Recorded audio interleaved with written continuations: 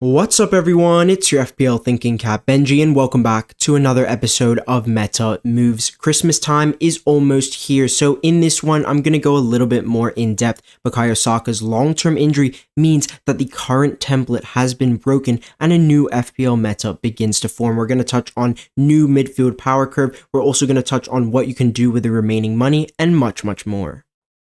Thinking Cap activated.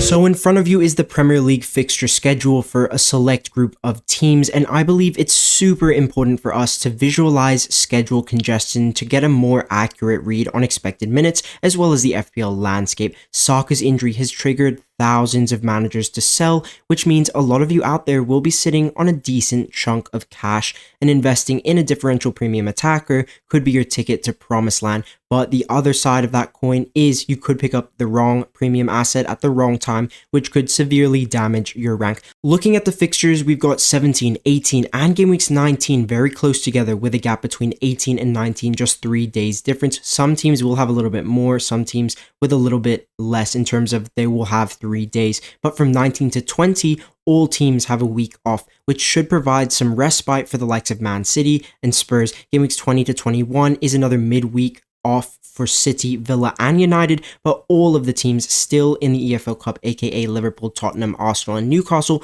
all of them will have an extra fixture in that midweek. The 3 teams without that cup fixture have more recovery time before European rounds come back, so I do think the Villa, City and United premiums could be an option from 19 onwards, and that's not only from a differential perspective. Fernandes, Watkins, Haaland and Foden are 4 players who I'd be comfortable recommending for captaincy. As you know, if you're a regular watcher, I'm big on captaincy. Captaincy is a main part of our channel, and with the Saka injury, we've just gone down to 2 captaincy options every week, Palmer and Salah. Isak is also an option for me, but I'm less trusting of him because of his availability. But either way, in my opinion, I've just lost a major captaincy asset, and I do think moving to one of the premiums with boosted X minutes for differential captaincy in the next few weeks has massive upside. Look, Salah has been incredible, guys. He won't hold 21 points every game week though, and he doesn't need to at this point because his stats are already legendary. I mean, he's hit 26 returns in the season. He only has started 16 games. It's insane. So there's going to be plenty of opportunities to go against him in game weeks 19 through to 21 when Mo faces West Ham, Man United and Forest away. So to recap, I do think the Saka money can be worth it by investing in a 4th premium. The big question is, who is that 4th premium? Let's start with Haaland, who I do believe is a non-option at the moment. His explosive ceiling of seasons past is nowhere to be seen. His performance levels has dropped around 5 to 10% in my opinion, and I think that it's because of the amount of minutes he's played. He's played the most minutes for City in the league, which might be a good thing from a security perspective for an FPL asset. But if you think back to Erling's first season when he was smashing it, he's getting hat tricks, braces every single fucking game. He was getting hooked at 77 minutes, 80 minutes. Pep even took him off at halftime one time after scoring a brace. That's just not been the case with Haaland this season. He's been flogged in a sense from a minutes perspective. Bringing in Haaland, who's played a crap load of minutes, is not only detrimental to your long-term team value, but it's also risky because, again, you're putting your faith into a guy who's so expensive. He's the worst value pick in the game, and if you're not captaining him, he's not worth transferring in. I'm way more interested in his teammate, Phil Foden.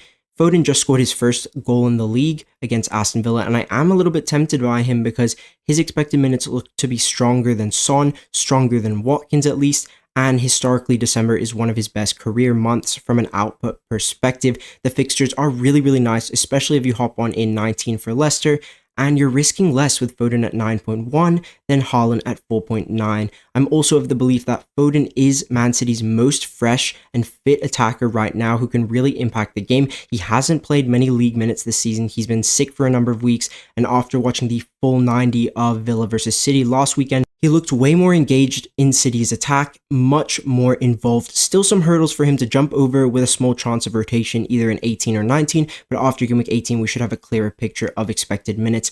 In terms of his lifespan as a pick, Foden would be for me a 3-week move, so that would be 19 to 21, which would access Leicester, West Ham at home and Brentford away where he scored a hat-trick last season. So for me, yes, definitely a captaincy potential in Foden for one of those 3 weeks.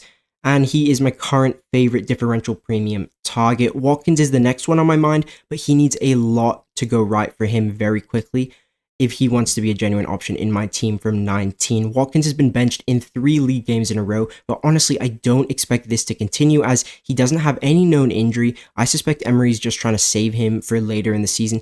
We've seen Haaland's effectiveness fall off a cliff with the amount of minutes he's played, and perhaps Emery is utilizing Duran at the right moment to be able to have a fully firing Watkins when it really matters. So either way, if Watkins doesn't start away to Newcastle on Boxing Day, he cannot be a consideration in 19. He just isn't. But I will say, though, that I do think he's 95% confirmed penalty taker in my opinion, guys. In my opinion, he's developed his new penalty run-up with the little stutter, and Brighton plus Leicester at home with boosted minute projections. That just could be a very optimal move. High upside, especially if you look for captaincy in one of those weeks. Duran is a concern, but if Watkins starts against Newcastle and looks good, I think 75 minutes followed by 80 minutes is possible for Watkins over 19 and 20, with Duran going to get that FA Cup fixture and a 76 minutes average, 77 minutes average for Watkins. I think that's enough for him to deliver explosive points. Spurs now, they have 2 home fixtures in 19 and 20, but I don't think the schedule is suggestive for boosted Son minutes. From 18 to 19, Spurs have a 3-day turnaround. Then it's a 6-day turnaround to Newcastle in 20. But after that, Ange has Liverpool just 3 days later in the EFL Cup semi-final at home, which we know Ange will prioritize. So for those reasons, I'm less confident in the Son pathway, and for me, it's a non-option. Finally, let's talk about Bruno, who we're going to touch on him more in depth later in the video. But look, he's obviously a very good option right now. I do prefer game week 20 entry point just because if you look at the premium fixtures in those weeks, Salah's away to Forest, then away to Brentford when Bruno has Southampton and Brighton at home, followed by a Europa League home game. So minutes are good, fixtures in those weeks are good, but Man United as a team are a bit untrustworthy, and I'm not sure I'd trust Bruno with the armband at the moment. But overall, in summary, Foden and Watkins on the menu, with Foden most likely. Haaland and Son are non-options for me, but Bruno remains an optimal pickup with decent long-term fixtures. He's just not someone I consider as a 4th captaincy option short-term. Matthias Cunha could pick up a ban ahead of game week 18, but either way, I know some of you will be sitting on a Strand Larsen as well. Wolves fixtures have turned into a rough patch, and I do think if you own either of them, it's time for some movement. And I've got my power curve forward rankings for this week. As always, we look to pick up long-term assets who offer good short-term potential, but they also allow you just to sit on them long-term. And if you're in need of a striker, medium-term, long-term, short-term, and you don't have Alexander Isak, it may be time to spend some of that Saka cash up front. I know he's a little bit more expensive now, 8.9 million, but he's got the most GA on the tier list. He's also got the highest post-shot XG and the best non-pen XGI. Newcastle's fixtures, they rank 10th best out of all teams across the next 12. Not that great, but Wolves, Southampton, and Bournemouth are all included in this next fixture patch. And Isak, he has the minutes, and he's also got the routes to points with the penalty duty. That can't be said about Nicholas Jackson. Look, I think long-term Jackson is comfortably in the FPL meta, but I do think he gets rotated in that Ipswich fixture. I think Fulham is more safe, but still I expect rotation in either 18 or 19, and he's also still on 4 yellow cards. Nico needs to get to game week 20 without picking up his 5th yellow, so that's 2 more game weeks to go, so there's still a little bit of risk there, but these kind of factors are factors you need to consider when you're buying new assets because they are important. Solanke now, he actually has performed pretty decent. 11 GA this season is the 3rd most on the rankings, but he hasn't picked up many bonus points because Spurs have a lot of midfielders who score goals. Maddison, Son, Kulusevski, and also Brennan Johnson. Include that with Spurs' injuries and the upcoming fixture congestion, I think all Spurs assets are just a no-go at the moment. Now, for the cheaper strikers, I do think Chris Wood is pretty clear in this price bracket from a medium-term perspective. 10 returns, secure minutes on pens, and Tottenham at home is a very nice fixture. Long-term, Chris Wood has less appeal, but if you need someone reliable for the next 3 to 4 weeks, Wood is the guy. He's him. But make sure you work out a rotation plan for him because the tougher fixtures come pretty quick. After that, I've got João Pedro above Raul. Last week, JP was actually below him, but in terms of entry point, I like João Pedro versus Brentford at home compared to Raul away to Chelsea. If you do have your eyes on Jimenez, I prefer if you move there next game week when you can hop back on for back-to-back home fixtures. But both of them are on pens, super cheap. Jimenez did just get rotated versus Southampton, but I still think he's first choice. I still think his minutes are secure for Chelsea, and Fulham's fixtures aren't as congested in 2 to 3 weeks, so I expect Jimenez's minutes to become increasingly stable as we move into 2025. But I still back João Pedro. He's a bonus points magnet. Yes, Brighton are in a bad patch currently, but Brentford, who they're playing next, they've got Ayer, Pinnock, Vandenberg, Roerslev, and a few more as well out for that game. There could be some goals for Brighton in this one, and JP is certainly going nowhere for me. Now, the final forward is actually Mateta. I've actually just stuck him at the bottom here because I just think right now, this week, he's just a non-option. He is somewhat of a streaky player, and he's just in bad form at the moment. 5 returns this season from 15 starts. Of course, that GA to start ratio is going to improve with the fixtures, but I do believe there are other Crystal Palace picks out there who offer considerably better value. Sleeper selection time, my favorite part of this video, and our pick for 18 is that Crystal Palace differential, Ismail Assar. 5.7 mil, and he's only 1.1% owned in FPL at the moment, so he's a massive differential in the majority of ranked tiers, all the way from the top 10k to 2 million, 3 million overall, and that makes him really, really appealing because in the last few weeks, Ismail Assar's underlying numbers have jumped up to the top of many key attacking metrics. He's averaging the 4th most shots on target per 90. Out of all midfielders, his post-shot XG per 90, which is a finishing skill measurement, it's at 0.55. Only Salah has a better post-shot XG so far. So Ismail Assar finishing really well. Most of his expected goal involvement is also goal threat, which is exactly what you want. He does have a little bit of creative potential as well. Big chances created per 90 is actually decent too. The thing that really tempts me with Ismail Assar is the minutes, man. His minutes are so good. He started 9 games in a row. He's got 90 minutes in 4 out of the last 6. I really value expected minutes highly, and I value availability highly. So the fact that Glasner really trusts him, the fact that he does have that number 7 shirt for Palace, it is a big factor. And taking a look at the fixtures, look, this week with Bournemouth away, it's not the most amazing entrance point, but it's fine. I mean, I think it's still definitely playable, and historically, Ismail Assar has always been a purple patch player. With 4 returns in his last 2 league matches, I do think he's in a hot patch right now, which makes moving early pretty tempting for me in terms of lifespan as a pick. Ismaila is also good because Crystal Palace's fixtures are top of most fixture tickers for the next 10 to 12 weeks. Obviously, Southampton in 19 is good, but the fixtures remain playable all the way up until game week 28. So let's just say, for example, Saw does super well. I then have the potential to sit on him and just perma-play him until my next wildcard. If he's pretty trash, I'll transfer him out in a few weeks, but he does have that long-term potential. He has that short-term upside as well. He just gives you everything you want in a budget enabler pick. Minutes, great data. The one little downside with him is he isn't on any set pieces. He doesn't have any pen shares, so everything he gets does have to be from open play, which isn't the most ideal, but considering his personal form and his current statistics, his current underlying metrics, I still believe Ismail Assar will enter into the meta very soon, and he is my personal top Bukayo Saka replacement. Speaking of Saka, let's jump into the power curve midfielder tier list, which includes all of the most optimal Bukayo Saka replacements. I've basically removed the 7 million price bracket because most of those guys are filled with problems, fixtures, minutes, or unreliability. So I do think there are 2 main price categories. Let's start with Bruno, my favorite sub 9 million asset, and that's because he's reliable. 90 minutes, pens, set pieces, just everything you want in an FPL pick. We're in mid-December, which is always fixture crunch time, and going to someone reliable is always a great option. There's not much to split Odegaard and Bruno, but I think it depends on your team structure and your future FPL chip planning. So for example, with myself, I'm looking at Bruno really hard right now because I'm leaning towards saving my free hit in 29, blank game week 29, as there will be another blank during the season, game week 30 onwards, somewhere between game week 30 and 35, I believe. So if I'm roughly planning for a no free hit 29, and wildcard 30 or 31, then Bruno becomes one of the best, most optimal picks because he has Leicester away in 29. Add in the 2 home fixtures in 20 and 21. Clearly, Bruno is the best long-term option if you're looking at a no free hit in 29. If you are on the other side of the coin, if you do go to Odegaard, then you are kind of locking in free hit 29. That's perfectly fine. If you do like that chip strategy, I'm suspecting the second blank game week for the FA Cup games. I think it's going to be a little bit bigger of a blank, which is why I'm looking to save my free hit for later.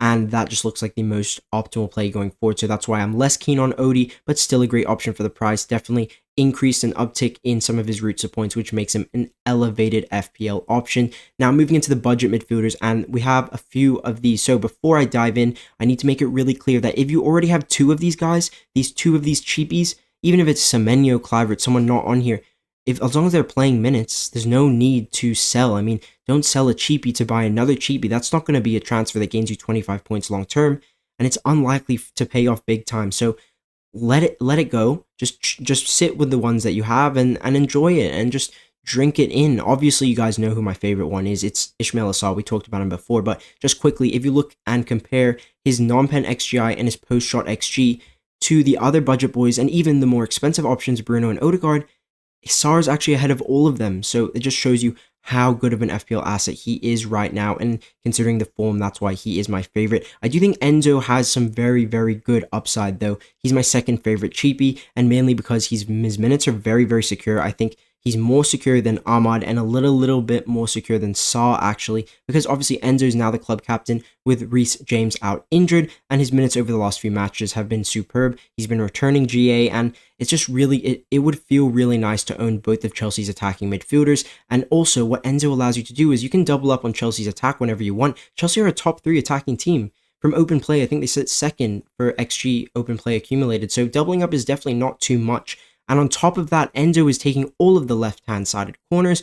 He's also got those extra routes to points, which makes him slightly more appealing than Ahmad and Rodgers. My concern with Ahmad is the long-term minutes. I don't think they're as safe as I'd like. As a Man United fan, I've noticed Amarim has been going pretty strong in the Europa League. Obviously, we have no chance of Champions League qualification through the Prem, and as we reach the knockout rounds of Europa, I do expect Ahmad to start in some of those big games in Europa League, which does regress his long-term security as an asset. Still, look, he's a very, very good value pickup. You're basically getting a 2020-2021 season Rashford for 5.3, so he's definitely got the highest potential. Overall, Ismail Assar is the one that I'm backing, with both Ahmad, Enzo, and Rodgers good options too. Last but certainly not least, we need to discuss Liverpool assets and the upcoming double game week. Now, that double game week is either penciled in for game week 24 or game week 25. I think it's more likely now to be game week 25, which is actually good for Mo Salah triple captain, because he would have had Bournemouth away, Everton away. Now he has Wolves at home, and he also has Everton away. So I think it's a little bit better for Mo Salah triple captaincy if it goes in 25. But either way, still a double game week, and I have already gone ahead and bought Trent. So personally, I'm already doubled up, but I am considering tripling up this week with Alisson in for Flecken. And just on Trent quickly, I spent a lot of time thinking about Trent. Is he worth the price? Is he the pick for the double? And with the newly released Saka cash, I just think that has now pushed Trent into the power curve, because number one, Liverpool's medium-term fixtures up until the double game week are pretty decent. The entrance point of Leicester at home is excellent. It's probably the best entrance point you're going to get for Liverpool defense all season, and he's really the one you want in the double. Trent, isn't he? Who else are you going to want? You want to want Van Dijk? No, you want to have some fun with Trent. So for me, Trent, Salah locked as my Liverpool double, but is that third Liverpool asset worth it right now? I've eliminated double attack as an option, as I'm likely to head towards a double defense setup just because Jota and Diaz are long-term minutes risks, and if you want your team to be fully meta, you need secure minutes, especially right in the middle of December crunch, and especially for a double game week. There's a high probability Jota and Diaz don't get 2 out of 2 starts in the double, which would lead to a suboptimal triple up, and that's not something I'm interested in. I'm not interested in flipping Jota or Diaz in and out, either of them. I'm not interested in that. For me, if I'm getting a Liverpool third now, they'll be in until the double game week. So in my opinion, double defense looks to be the way to go as things stand, which means it's between Alisson Becker or Ibou Konate when he is fit. Talking to some Liverpool fans who are good friends of mine, I've been told that there is some risk Konate comes back and, he doesn't start both in the double and he doesn't start all the fixtures, because obviously he's so important for them, and rushing him back to 90 minute isn't actually a smart strategy, and I don't think Slot is stupid either. In terms of Virgil van Dijk, I think if you have him, you bought him at 6 million, you absolutely keep. But right now, his price is a little bit inflated, so I'm not considering him. In terms of, I think it's only a 0.5 or 0.6 gap if Trent rises tonight from Virgil to Trent. So Trent's attacking upside just justifies that 7 mil to 6.5 mil price point way more than Virgil. And Trent's just fun to own. He's just super attacking, top of the range, 0.001% elite delivery and chance creation. And who knows, he can bang a free kick from miles out. He did it for me in double game week 34 last season against Fulham. So Trent, for me, is the one that I really want. I went out to get him. I was a little bit unsure, was kind of staying away from him last week, but I went to get him now. At least I know I'm investing in a top 2 defense with a double game week coming and nice, decent medium-term fixtures. Alisson is also a nice alternative, by the way, guys, if you can't afford a Trent in your team, but I would seriously be prioritizing Trent before the double, especially with the Saka cash available. And I would also buy him this week because Trent's record on Boxing Day is actually insane. If you've enjoyed this one, then hit the like button, make sure to subscribe, and have an amazing Christmas. I'll speak to you in the next one. Peace.